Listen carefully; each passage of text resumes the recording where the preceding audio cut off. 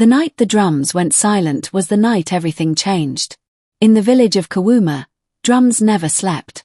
They spoke to the moon, warned the forest spirits, and reminded the ancestors that the people still remembered them. But on that night, when the moon hung low and red like a wounded eye, the drums stopped without warning. People felt it in their bones. Dogs stopped barking. Fires crackled too loudly. Even the wind paused, as if listening. In a round mud house at the edge of the village lived Zelika, a black woman known for her calm eyes and quiet strength. She was the wife of Berek, a respected trader who traveled across riverlands and savannah, selling salt, cloth, and stories. For many seasons, people admired their marriage. They said Zelika's patience made Berek rich, and Berek's courage made Zelika proud. But the elders knew better. That night, Zelika sat alone by the fire. The orange light danced across the walls, touching old carvings of ancestors, and protective symbols burned into the clay. The smell of smoked millet filled the air, but she did not eat. Her hands rested on a small wooden box beside her. Inside the box were cowrie shells, old coins, and a folded piece of red cloth tied with black thread. She had not opened it in many moons. Tonight, her fingers trembled near it. Outside, footsteps rushed through the dust. A young boy appeared at her doorway, breathless. "Mother Zelika," he said, using the village title of respect. "Your husband's canoe returned." But he did not. Zelika did not move. The boy swallowed. People say he was seen in the southern market, with a young woman. A girl dressed in bright beads. They say he left with her. The fire popped sharply. Zelika slowly closed her eyes. In her chest, something cracked, not loudly, but deep, like dry earth breaking before rain. "Go," she said softly. "Tell no one I cried." The boy nodded and ran. Silence returned, thick and heavy. Zelika rose and stepped outside. The night air was cold, carrying the scent of the river and distant rain. Above her, the stars looked sharp, like watching eyes. She lifted her face to them. "My ancestors," she whispered. "The path you showed me, has it reached this moment?" She had known. Long before the rumors. Long before Berek stopped looking her in the eyes. Long before he guarded the household account like a jealous spirit. She had seen signs. The way the forest birds cried when Berek left. The cracked calabash that split only on his side. The dream where a snake drank from her pot and left it empty. Still, knowing did not soften the pain. By dawn, the truth spread like fire in dry grass. Berek had run off with Senna, a young woman barely grown, whose laughter followed him like a spell. Worse still, the elders confirmed what Zelika feared most. The household account, the wealth she helped build, was gone. Gold dust. Cowries. Trade promises. All taken. Women gathered near the river, whispering. Some pitied her. Others shook their heads. "A woman without a husband is like a roof without poles," one muttered. Zelika heard them all. She washed her face in the river, the cold water biting her skin. As she rose, she saw her reflection ripple and break. For a moment, she did not recognize the woman staring back. Her eyes were darker now. Deeper. She returned home and opened the wooden box. The red cloth waited. Inside it was a charm given to her many years ago by grandmother Nyota, the oldest seer of the mountain caves. Nyota had said, "A time will come when loss will dress itself as betrayal. When that time comes, choose wisdom over tears." Zelika tied the cloth around her wrist. The elders summoned her before sunset. They sat in a wide circle under the baobab tree. Grey beards. Wrinkled faces. Eyes heavy with tradition. The wind rustled the leaves as if the ancestors leaned closer. "Zelika," the chief elder said, "your husband has shamed your household. According to custom, you may return to your father's village." Murmurs followed. Zelika stood tall. Her shadow stretched long across the dust.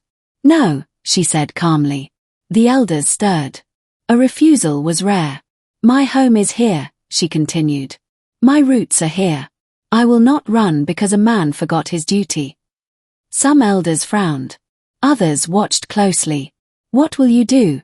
the chief asked. Zelika met his gaze. "I will wait." The word fell heavy.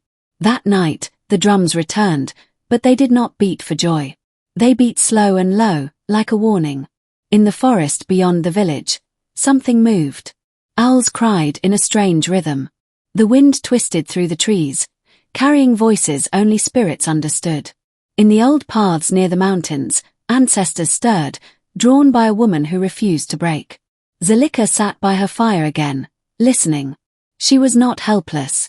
She had prepared, quietly, patiently, while everyone thought she was only a wife.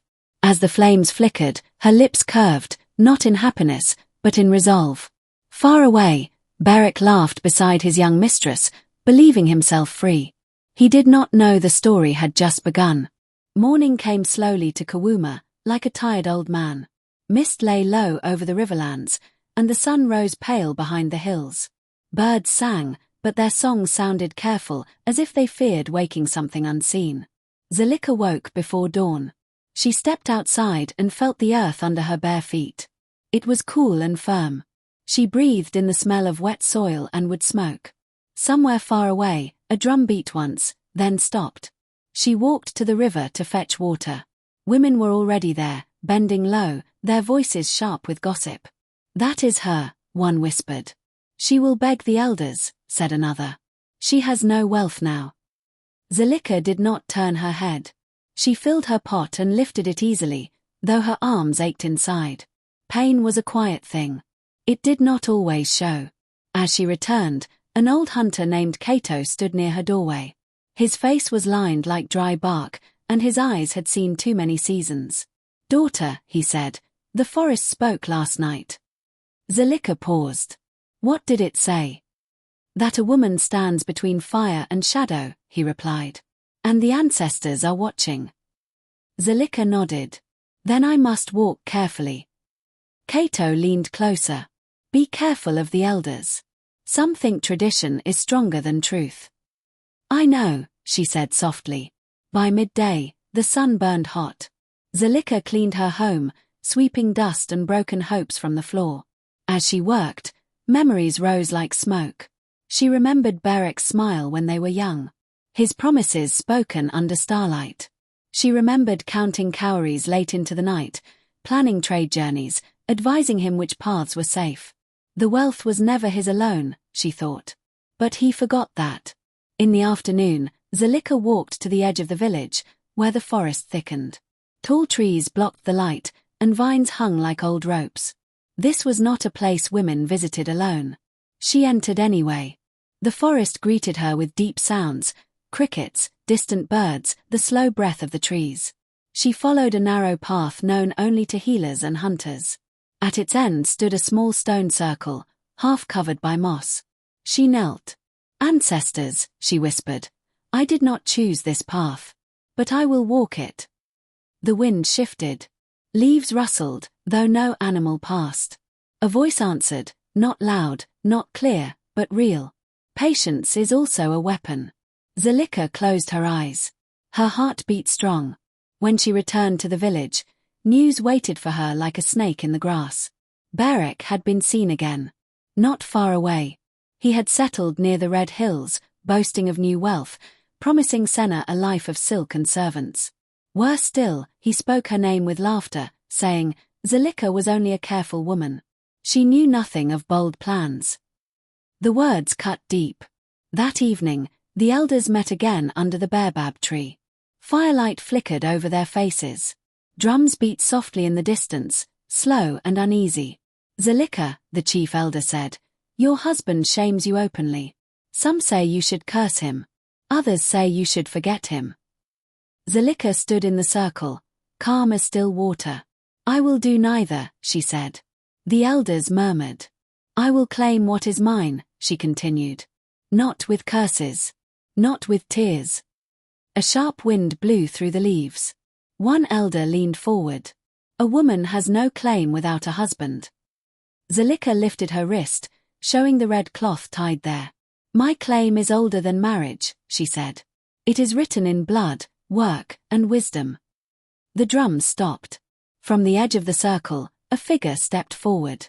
It was Mother Neota herself, bent with age, her eyes bright like stars trapped in skin. "Let her speak," Nyota said. Silence fell. She has been ready longer than you know, Nyota continued. Some seeds grow in darkness. The elders exchanged uneasy looks. No one argued with Nyota. That night, Zelika did not sleep. She packed a small bag, her charms, dried roots, the last coins Beric had not found. Before dawn, she left the village, heading toward the mountains. The path was steep. Stones cut her feet. Cold wind slapped her face. But she did not turn back. High above, clouds gathered, thick and dark. As she climbed, she felt it again, that sense of being watched. Not by enemies. By something older. At a narrow pass, she stopped. Ahead stood three shapes, tall and dark, their faces hidden by shadow. They were not men. They were not spirits either. They were something between. Why do you climb? One asked, its voice like dry leaves. To remember who I am, Zelika answered. What do you seek? Another asked. Balance, she said. The third stepped aside, opening the path. Then walk on. But know this, truth burns before it heals. Zelika passed them without fear. Far below, Beric slept beside Senna, dreaming of power. He did not know that the wind had changed direction. And it was carrying Zelika's name. The drums grew louder as Zelika moved closer to the red hills. They were no longer slow and unsure. They spoke with purpose now, rolling across the land like thunder. Each beat carried her name into villages, forests, and riverbanks. Beric felt it. He stood outside his new house, built with stolen wealth, watching dust rise in the distance. Traders avoided his eyes. Warriors who once greeted him now passed in silence. Senna clutched his arm, her bright beads dull in the sun. Why does everyone stare? She asked. Beric did not answer. His mouth was dry. His power was slipping, like sand through open fingers. By sunset, Zelika reached the edge of Beric's camp. Fires burned low. The smell of fear mixed with roasted meat. People whispered when they saw her, some stepped back, others bowed their heads. She walked calmly, her red wrist cloth glowing in the firelight. Beric stepped forward, his face tight with anger and shame. You dare come here, he shouted. After all you lost. Zelika looked at him for a long moment. She saw the man she married, and the stranger he had become. I did not lose, she said. I revealed. Laughter rose from Senna, sharp and careless. Old woman, she mocked, you have nothing. The wind answered first. It blew hard, knocking over torch. Sparks flew. Zelika raised her voice. You took the account, she said to Beric. But you forgot the hands that built it. She turned to the gathered people. Ask your elders. Ask your traders. The routes are closed to him. Murmurs spread like wildfire. Beric's face paled. You planned this. Zelika nodded. Long before you left. Rage filled his eyes. You were supposed to be loyal. I was, she said. To myself. To my ancestors. At that moment, Mother Nyota arrived, leaning on a staff carved with symbols. Warriors followed her. Elders from distant villages stood behind her. The marriage is broken, Nyota declared. Not by this woman, but by greed. Senna stepped back, fear creeping into her eyes. The elders formed a circle. Firelight danced on their faces. Drums beat faster. According to custom, the chief elder said, Beric must answer. Beric dropped to his knees, shaking. I only wanted more, he cried. Zelika felt a stab of old pain. For a moment, her heart burned. Then she remembered the cave. The ancestors. The promises. More without balance destroys, she said. The ground rumbled. Clouds gathered fast. Lightning split the sky. A voice echoed, not human, not spirit alone. Justice has many faces. Rain poured down, drenching the fires, soaking Senna's beads until they fell apart. She screamed and ran into the dark. Beric bowed his head. Broken. The elders spoke. You will return what you took. You will walk the long road of humility. Zelika turned away, tears mixing with rain. This victory tasted bitter. As she left, the The drums slowed, heavy with sorrow. She knew the greatest test was not power, but forgiveness. And it still waited ahead. The rain stopped just before midnight. Clouds tore apart, and the moon appeared, large, bright, and unforgiving. Water dripped from trees and roofs, tapping the earth like quiet fingers. The land held its breath. Zelika walked alone toward the old river crossing. Her body was tired, but her spirit burned hot. Victory had come, yet her heart felt heavier than before. Power had answered her call, but now it asked a price. At the river, the water moved fast and dark. Mist rose like wandering souls. The crossing stones glowed faintly under moonlight, as they always did when spirits were near. Zelika stopped. She felt them before she saw them.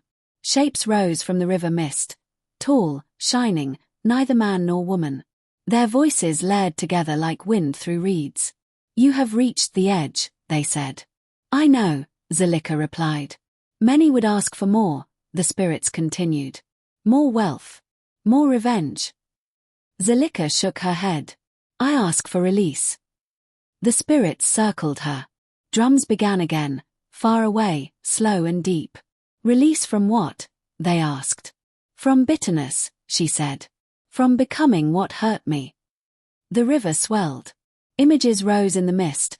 Barek's laughter, Senna's mockery, the empty account, the broken trust. Fire sparked in Zelika's chest. The spirits watched closely. She clenched her fists, then slowly opened them. "I choose myself," she said. The river calmed. At that moment, Barek stumbled through the trees. He was barefoot, clothes torn, eyes wild. "Zelika," he cried. "Help me. The elders have taken everything. I am nothing." Zelika turned. Moonlight showed his weakness clearly. The spirits whispered, "Now choose." Her heart pounded. This was the true climax, not drums, not elders, not wealth, but this moment. Barek fell at her feet. "I was wrong. I see it now." Zelika knelt so they were level. "You see because you lost," she said. "Not because you learned." Tears streamed down his face. "Teach me." Silence stretched long. The spirits waited. Zelika stood. "I will not save you," she said. "But I will not destroy you." She removed the red cloth from her wrist and placed it on a stone. "This ends here," she said. "Go and rebuild yourself without my shadow." The spirits nodded. Wind rushed through the trees. The river shone bright. Barek bowed low, then turned and disappeared into the darkness. Zelika felt something break and heal inside her. Dawn light began to rise. The spirits faded, their voices soft. Balance is restored. Zelika crossed the river alone, stepping into a new day. The final reckoning was complete. Only truth remained. Dawn spread slowly across the land, soft and golden. The night shadows withdrew into forests, caves, and memory. Birds began to sing, careful at first, then bold. Smoke rose from village fires, straight and calm. Zelika returned to Kawuma as the sun climbed. The village looked the same, mud houses, winding paths, the great baobab standing watch, but something had changed. The air felt lighter. The drums rested, silent not from fear, but from peace. People came out of their homes when they saw her. Some bowed their heads. Some smiled. Some watched with new respect. Zelika walked to the center of the village and stopped beneath the baobab tree. She placed her palm against its wide trunk. The bark was rough and warm, alive with history. Mother Nyota approached, leaning on her staff. "You crossed fire and returned whole," Nyota said. "I returned honest," Zelika replied. The elders gathered. For the first time, they did not sit above her. They stood with her. "The household wealth is restored," the chief elder said. "Not to a man, but to its true keeper." A murmur of surprise passed through the crowd. Zelika raised her hand. "This wealth is not for pride," she said. "It is for balance." She spoke calmly, clearly. She said the funds would rebuild broken homes, reopen fair trade routes, and support widows and children left behind by careless men and cruel seasons. The people listened.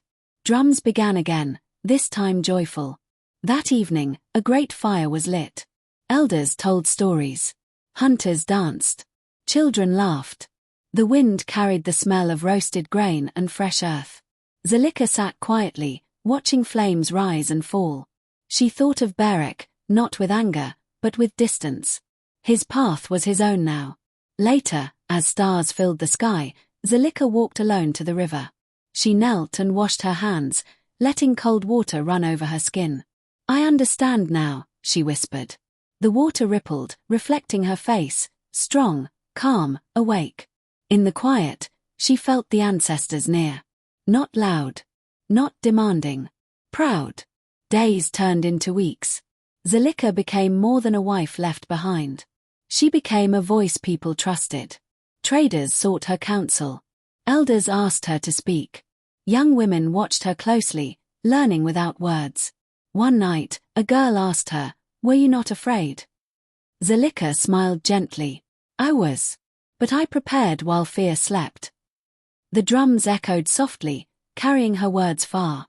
Seasons passed. The land healed. So did Zelika. On a clear night, she returned to the baobab and placed the red cloth at its roots. It was no longer a weapon or a warning. It was a reminder. A reminder that strength does not always shout. Sometimes it waits. Sometimes it plans. Sometimes it survives betrayal and rises wiser. As the fire died down and embers glowed, Mother Nyota spoke the final words of the tale, so all would remember. When a woman knows her worth, no one can steal her future. Wealth without wisdom destroys itself. Power without balance turns to dust. But patience guided by truth becomes unstoppable. The drums fell silent, complete, fulfilled. And the ancestors rested. Moral lesson. A person who prepares quietly cannot be ruined by betrayal. True power is not revenge, but wisdom, balance, and knowing your own worth before the world tests it. The mountain air was thin and sharp. Zelika's breath came out in small white clouds as she climbed higher. Below her, the savannah stretched wide and silent, dotted with trees that looked like dark thoughts scattered across the land. Above her, the peaks hid their faces in mist. She reached the caves by midday. They were carved into the mountain like old wounds, their mouths black and waiting. This was where Mother Nyota once lived before age bent her back. This was where the ancestors were said to whisper secrets to those who listened with their whole spirit. Zelika lit a small torch. The flame shook as if afraid. Inside, the cave walls glistened with moisture. Ancient symbols were carved into the stone, spirals, animals, women with raised hands. The air smelled of earth and time. She knelt and pressed her forehead to the ground. "I have come," she said. "As you called me." The cave answered with silence. Then the fire flared bright. A figure stepped from the shadows. She looked like Zelika, but older. Stronger. Her hair was streaked with silver, her eyes deep as wells. Zelika's heart pounded. "Ancestor." The woman nodded. "Daughter of patience." They walked deeper into the cave. Drums began to sound, not from outside, but from the stone itself. Slow. Steady. Like a heartbeat. "You were tested early," the ancestor said. "You learned to prepare while others slept." Zelika remembered the nights she hid small portions of wealth in safe places. The trade routes she memorized. The promises she kept in her mind, not on paper. "My husband stole everything," Zelika said. The ancestor stopped. "No. He only took what he could see." She touched the cave wall. Stone cracked open, revealing a narrow chamber. Inside sat clay pots sealed with ash marks and family symbols.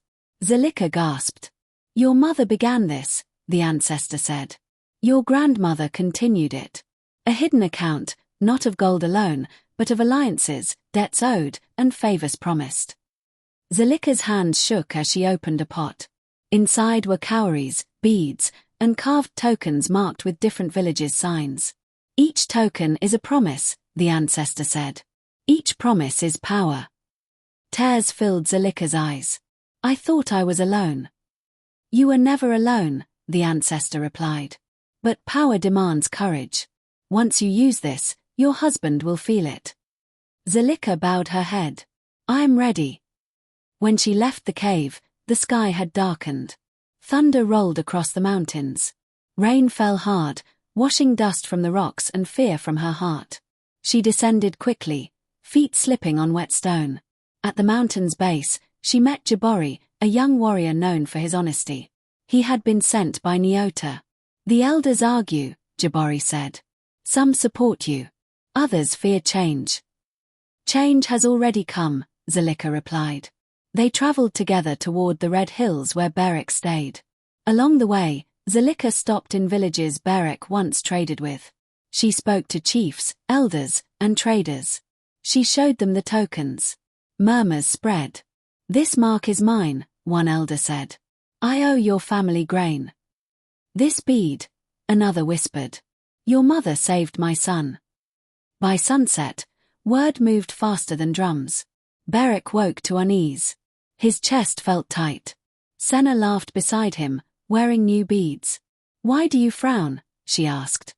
"I feel watched," Beric said. That night, his dreams burned. He saw the baobab tree split in two. He saw Zalika standing tall while his shadow shrank. He woke sweating. At dawn, messengers arrived. Trade routes closed. Debts were called. Friends turned silent. Beric raged. "She has no power." But the wind answered him with laughter. Zalika stood on a hill, watching smoke rise from many villages. She felt fear, but also clarity.